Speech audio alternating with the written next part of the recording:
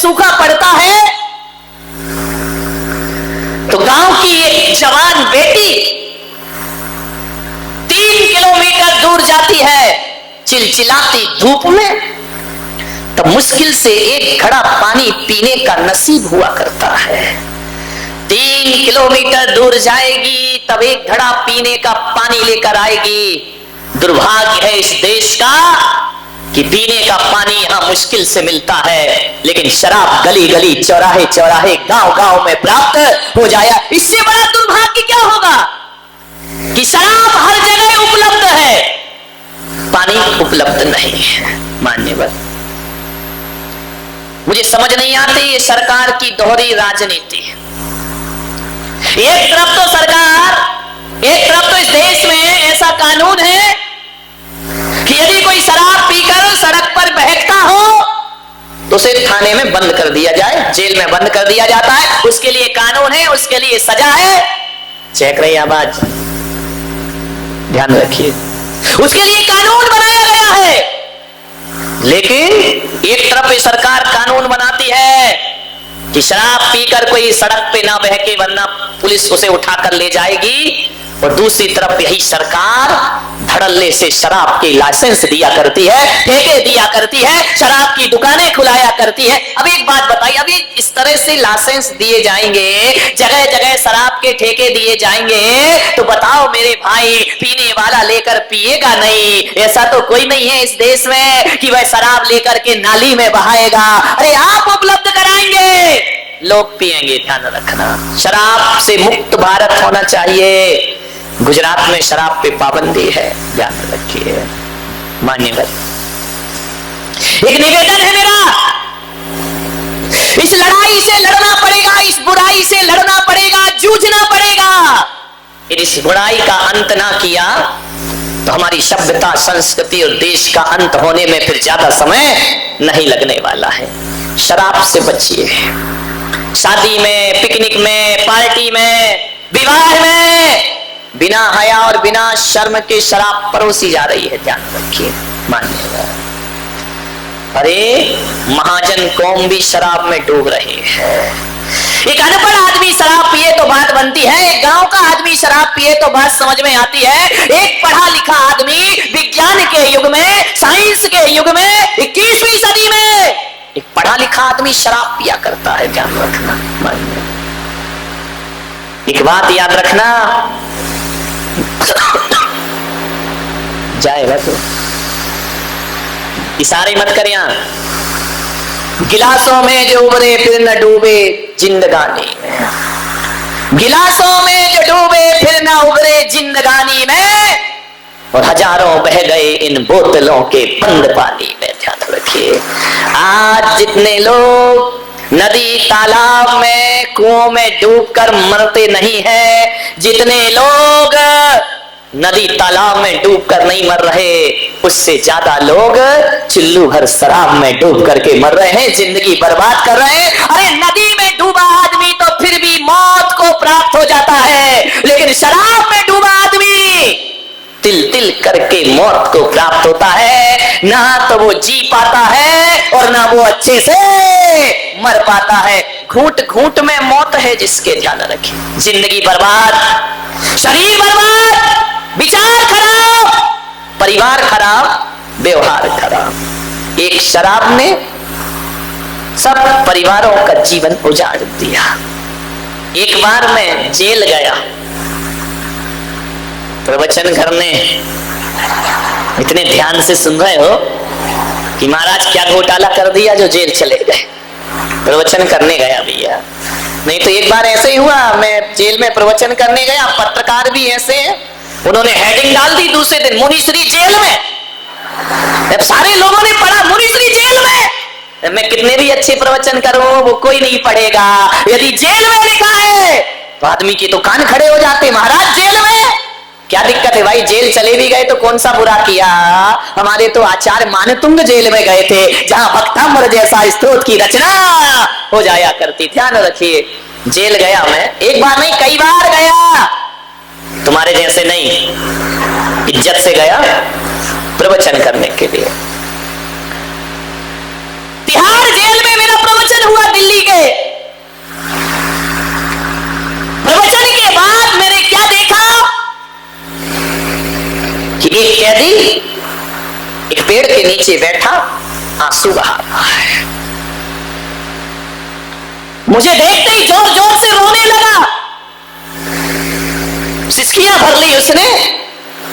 मैं उसके पास गया चल के, मैंने उसके कंधे पे हाथ रखा।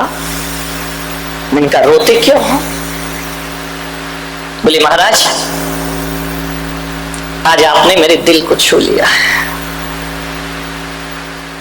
मैंने कहा तुमने कौन सा जुर्म किया था जो जेल के अंदर बंद हो, जो तुम्हें ये सजा मिली है? बोले दुख मुझे इस बात का है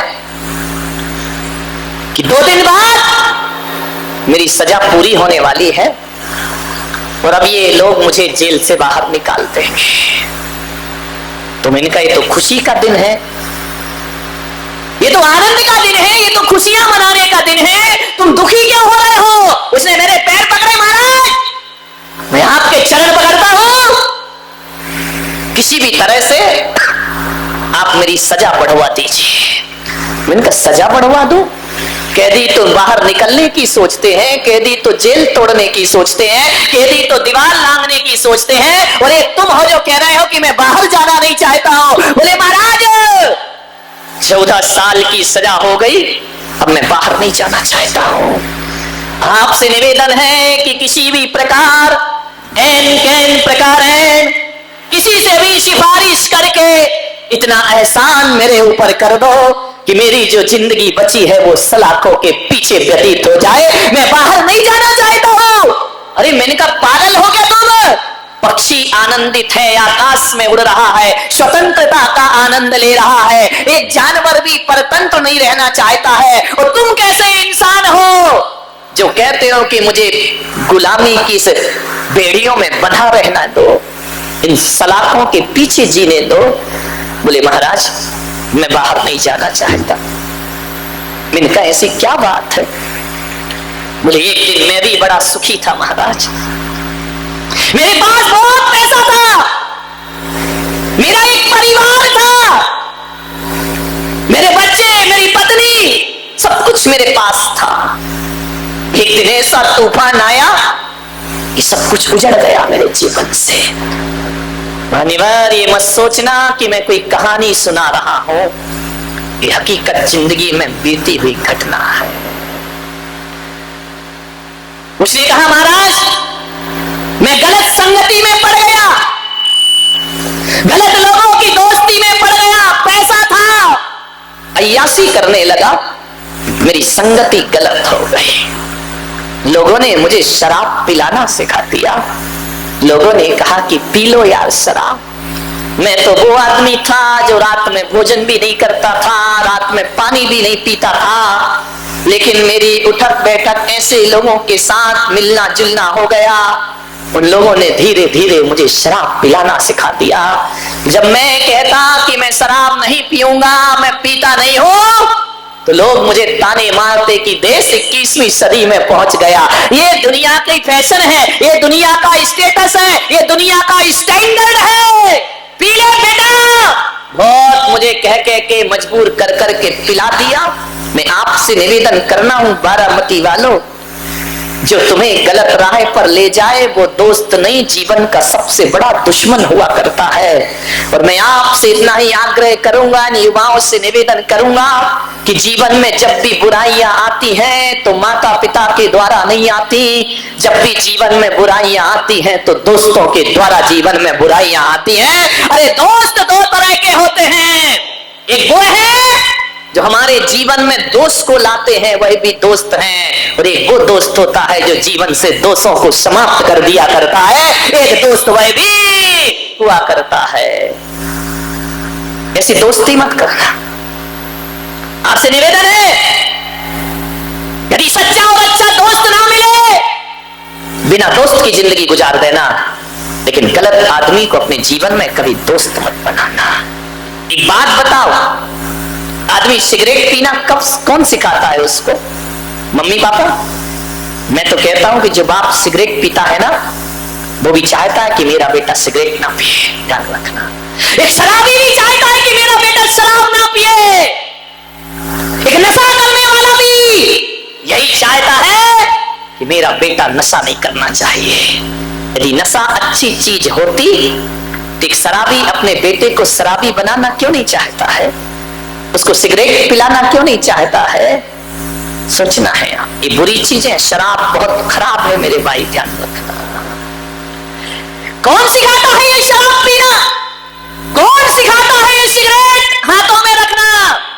दोस्त सिखाते हैं, ध्यान रखना। न पत्नी से अवगुण आता है, न माँ बाप से आता है, न रिश्तेदारों से, ये बुराइयां आती है दोस्तों से, ध्यान रखिए। मैं आपसे निवेदन करता हूं ऐसी संगति से दूर रहिए, क्योंकि जैसी संगति होती है वैसी आदमी की मति हुआ करती है, और जैसे दोस्त होते हैं वैसे ही उसका जीवन हुआ करता है। मैंने आपसे एक दिन और कहा था ना कि किसी आदमी के चरित्र को पहचानना है तो उसकी खानदान कभी मत देखना। किसी आदमी के चरित्र को पहचानना है उसकी डिग्री मत देखना। किसी आदमी के चरित्र का परिचय लेना है उसके रिश्तेदार मत देखना, उसका मकान मत देखना, उसकी दुकान मत देखना। आदमी का असली चरित्र यदि पता करना है तो उसके दोस्त देखना और उसके यार देखना, क्योंकि आदमी जैसा होगा वैसे ही दोस्तों की संगति पसंद करेगा। ध्यान रखिए मान्यवर, यदि आप अच्छे हैं गलत दोस्तों की संगति आप पसंद नहीं कर सकते हैं। ध्यान रखिए, संगति पर विशेष ध्यान देना। ये दोस्त माल में तो साथ देते हैं लेकिन मार में कोई भी साथ देने वाला नहीं है। उस आदमी से जो जेल का कैदी था, मैंने कहा देख, जब इन दोस्तों ने तुझे शराब पिलाई, जब तू गलत काम करता था, चार चार दोस्त तेरे आगे पीछे रहते थे, और जब तू पकड़ा गया तो सलाखों के भीतर अकेला आकर के बैठा हुआ है। कोई भी दोस्त तेरे साथ आने वाला नहीं। दोस्तों से सावधान, संगति से सावधान। किसके साथ उठ रहे हो, बैठ रहे हो, ध्यान रखिए, पूरा जीवन बर्बाद हो जाएगा।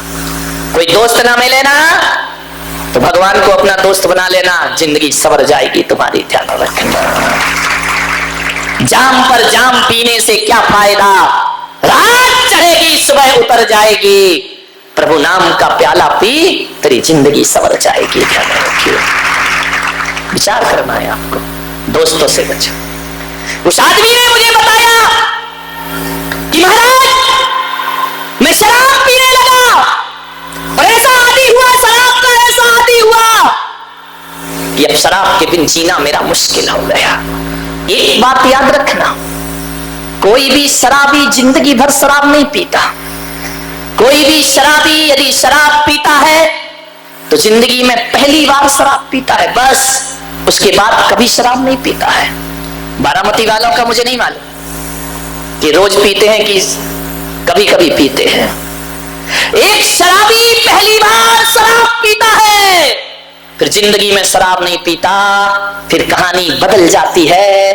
पहली बार में तो आदमी शराब पीता है, उसके बाद शराब आदमी को पीना प्रारंभ कर देती है। आदमी सोचता है कि मैं घूंट घूंट पीकर बोतल खाली कर रहा हूं, लेकिन शराब कहती है पागल, तू क्या मुझे खाली करेगा, मैं तेरी जिंदगी को खाली कर रही हूं। ध्यान रखना, शराब पीती है फिर आदमी को।